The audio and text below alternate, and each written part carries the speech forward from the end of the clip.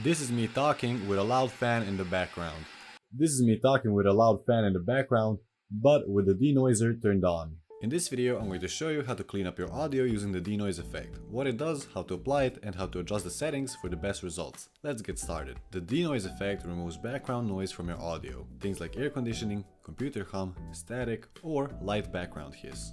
It's one of the quickest ways to make your voice sound cleaner and more professional. To add it, go over to your effects panel and search for DeNoise. Just drag it onto your audio clip in the timeline.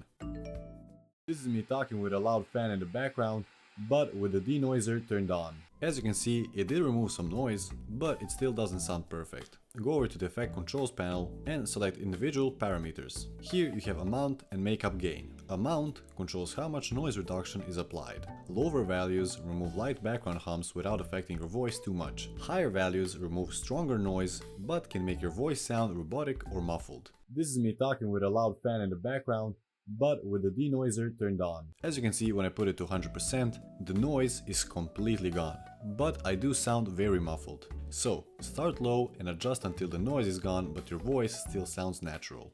This is me talking with a loud fan in the background.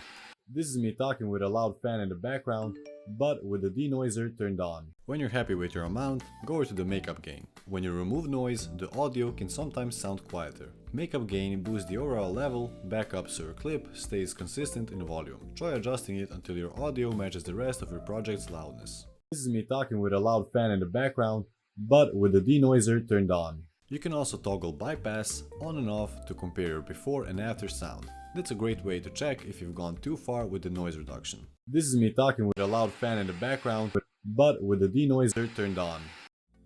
That's it for this video. If you found this video useful, subscribe for more tutorials like this one. Check the description below for the links of all my socials, and if you have any questions or future video requests, leave them down in the comments below.